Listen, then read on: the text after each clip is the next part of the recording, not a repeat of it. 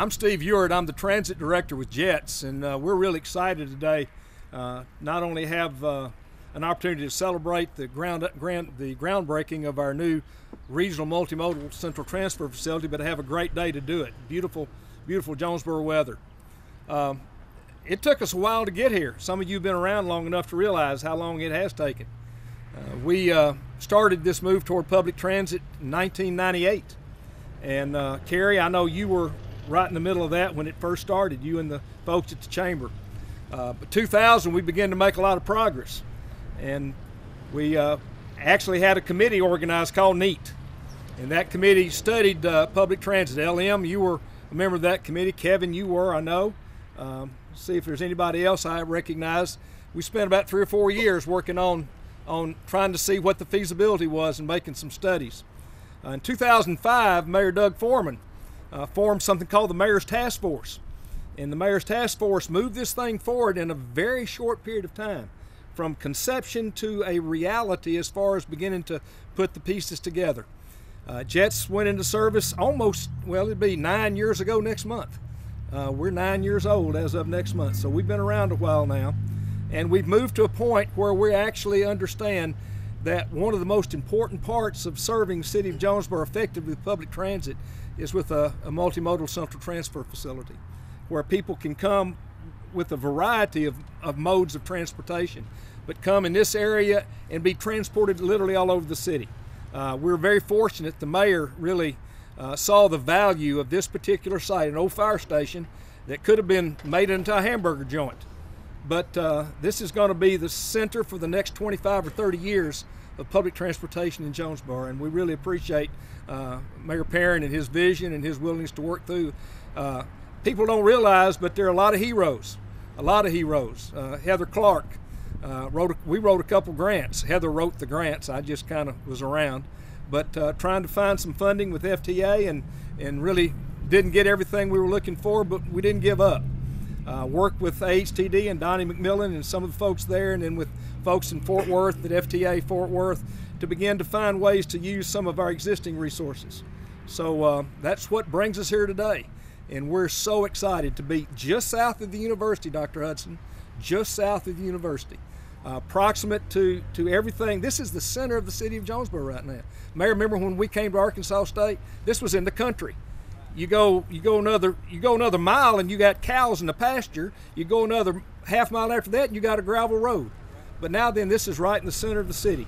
And we're so tickled with what it can allow us to do with public transit. Allow buses that come in from Megabus, from Greyhound, from regional carriers, from rural public transportation. But it gives us a lot of opportunity to serve the citizens of Jonesboro. So I just wanted to, again, thank you for being here. And as much as I want to count this as a celebration, I'm still in an anticipation mode. We're anticipating what this is going to be. We're anticipating how this is going to serve. We'll come back in October when Kevin and his folks get through, and we'll really have us a celebration when we do our grand opening. You know, there are some people that can't be with us right now. Lee Hummelstein, Flo Jones. When I mention those names, those of you who have been involved in this public transit development over the years know exactly what those two individuals meant to this whole development. So again, when you see Sam couldn't be here today. Kathy's here, so again, thank Sam, thank Kathy. When you see Robert or Philip or any one of the Jones family, thank them for what their parents did to help make our city a much better place. And with that, I'd like to turn it over to Mayor Harold Perrin. Thanks, Steve, very much. Well, after Steve got through, there's not a whole lot to say. He covered a lot of things I was going to cover, and that's good. But really, I've always said, every time we do something like this, we've been blessed in this community. And today is another example of that blessing. We absolutely put this in the center because it is next to one of our partners, Arkansas State University, in our police department. And also we have a $1.9 million bike and walking trail that will go all the way to Allen Park, and that's just the beginning of what we'll do in our city. So we think that this facility, where it's located, will do a tremendous amount of business, not only in this area here, that will provide for the entire city, throughout the city, particularly some of the major roads that we're building here and hope to build in the future. So I just wanted to say thanks, and I know that Flo and and Lee's with us today, no doubt about that. I was on the city council, and they come to see me right off the bat and asked me which way I wanted to vote on this deal. Well, we voted right because we're here today. And let me just say this. Last year, ladies and gentlemen, our public transit did over 100,000 riders. Now, that's unbelievable. And I think that's just the beginning of where we're going to head with our intermodal transportation facility that we're building here. The design on this building is absolutely an icon for this area. And I think you've seen the picture on the billboard. Well, actually, it may be taken down now for construction, but we're going to let everybody keep reminding of that on our website to make sure what we've got here, people can come in and relax, change the buses and do visit. Even the bikes, people can ride here with a bicycle. We've got the racks on the buses.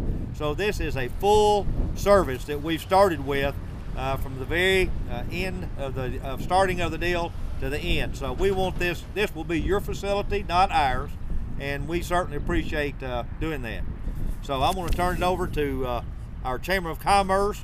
He's the leader of economic development. He was you were elected the Economic Developer of the Year, right, Mark? Let's give Mark a great hand, okay?